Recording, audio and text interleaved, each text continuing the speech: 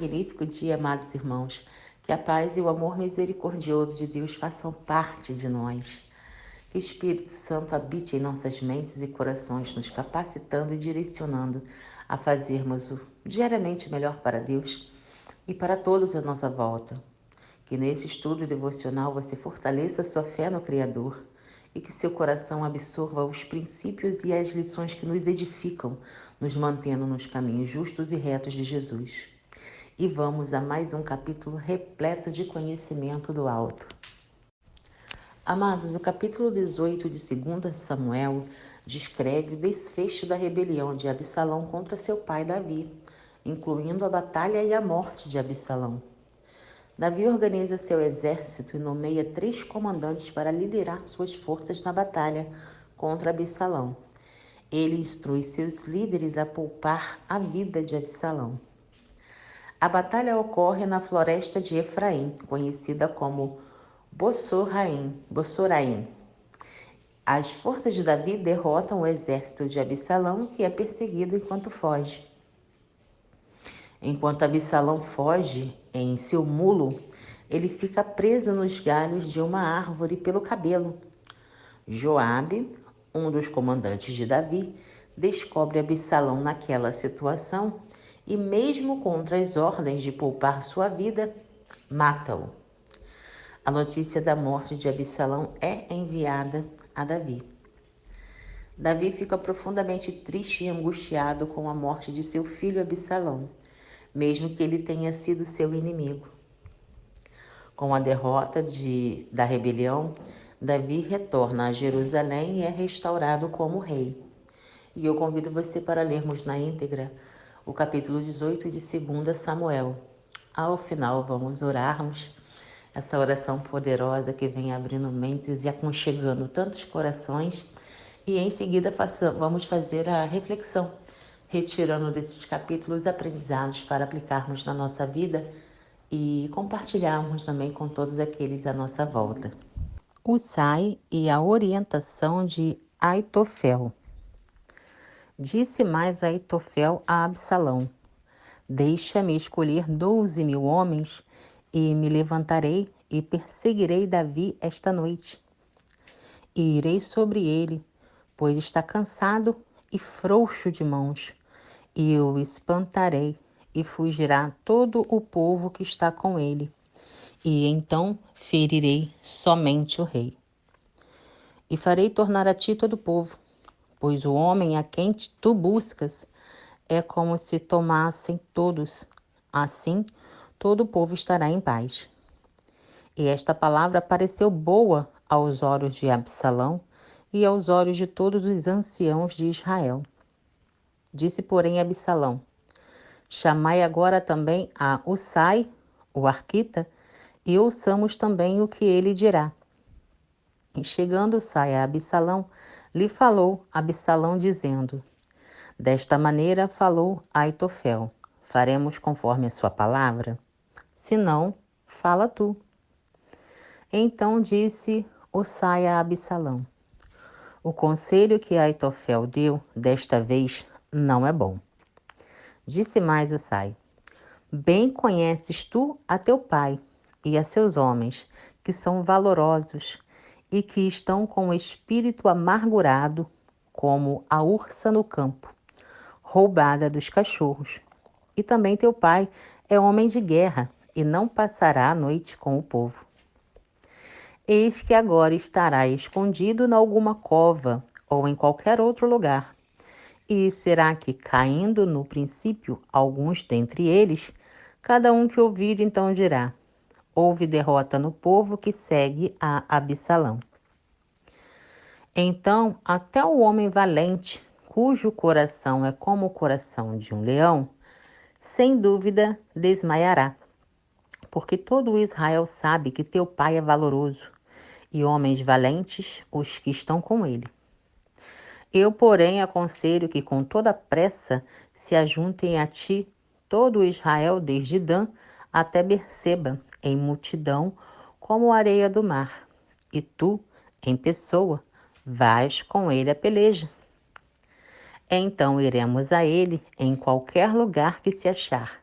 facilmente cairemos sobre ele, como o orvalho cai sobre a terra, e não ficará dele, e de todos os homens que estão com ele, nem ainda um só. E se ele se retirar para alguma cidade, todo Israel levará cordas àquela cidade e arrastará-la-emos até ao ribeiro, até que não se ache ali nenhuma só pedrinha. Então disse Absalão e os homens de Israel: melhor é o conselho de Usai, o arquita, do que o conselho de Aitofel. Porém, assim o Senhor o ordenara para aniquilar o bom conselho de Aitofel, para que o Senhor trouxesse o mal sobre Absalão. E disse Usai a Zadok e a Abiatar, sacerdotes: assim e assim aconselhou Aitofel a Absalão e aos anciãos de Israel. Porém, assim e assim aconselhei eu. Agora, pois, enviai apressadamente e avisai a Davi, dizendo: não passes essa noite nas campinas do deserto. Logo também passa ao outro lado, para que o rei e todo o povo que com ele está não seja devorado. Davi atravessa o Jordão. Estavam, pois, Jonatas e Aimás junto à fonte de Rogel, e foi uma criada e lhe disse. E eles foram e o disseram ao rei Davi, porque não podiam ser vistos entrar na cidade. Mas viu-os, todavia, um moço e avisou a Absalão.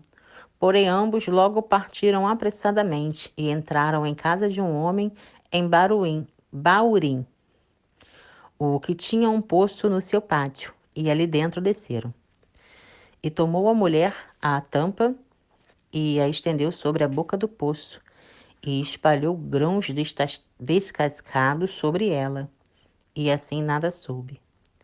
Chegando, pois, os servos de Absalão à mulher, àquela casa, disseram: onde estão Aimás e Jonatas? E a mulher lhes disse: já passaram o val das águas, e havendo-os buscado e não os achando, voltaram para Jerusalém.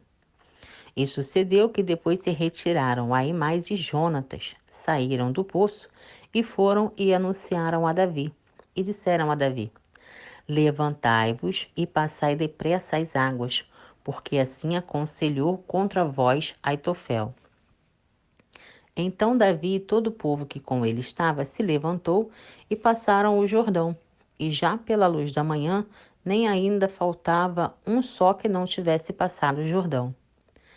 Vendo, pois, Aitofel que se não tinha seguido o seu conselho, albardou o jumento e levantou-se e foi para casa e para a sua cidade e deu ordem à sua casa e se enforcou e morreu e foi sepultado na sepultura de seu pai.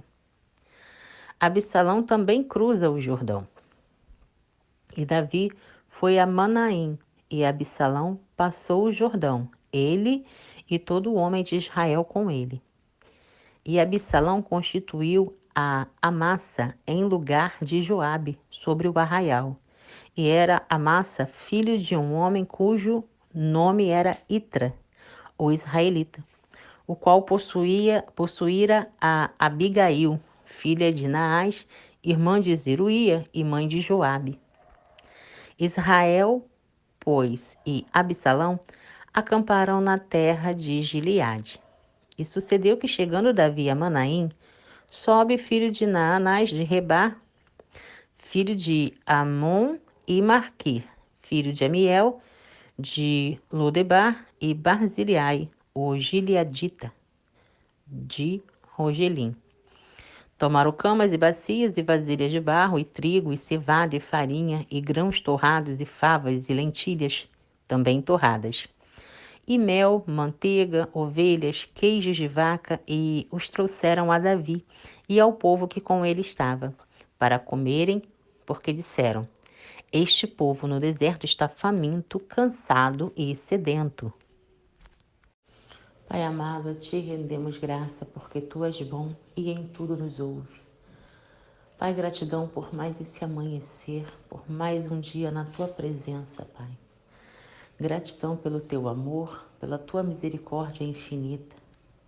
Gratidão pelo Teu Espírito Santo Consolador e Direcionador que nos renova e nos mostra, Pai, o que fazermos com nossa vida, como sermos melhores na Tua presença, como levarmos a Tua palavra para aquelas pessoas que a gente ama, para aquelas pessoas que, assim como nós recebemos a palavra e a palavra nos edificou, nós também queremos edificar a vida daqueles que a gente ama. Pai, a Tua vinda está próxima. E a cada dia o desejo do povo cristão, dos membros do corpo de Cristo, é que a cada vez mais pessoas se arrependam de seus pecados e venham para a luz, venham para Jesus, que é o único caminho, a única verdade e a única vida. Ninguém chegará ao Pai senão por Jesus. Então, nosso dever, nosso desejo, nossa missão amada de cada dia é levar a palavra, é falar de Jesus, é mostrar com a nossa vida, com as nossas vitórias, as nossas experiências, o quanto Jesus salva, Jesus cura, Jesus perdoa, Jesus é misericordioso, está aqui à nossa disposição. Nós só precisamos demonstrar com a nossa vida, com a nossa boca, com as nossas palavras, com os nossos sentimentos, o quanto a vontade dele é boa, perfeita e agradável para aqueles que o temem e que os amam. Mostra forte para mim agora pessoas que não se sentem capazes de falar de Jesus. Perdoem-se, perdoem-se porque Jesus já os perdoou.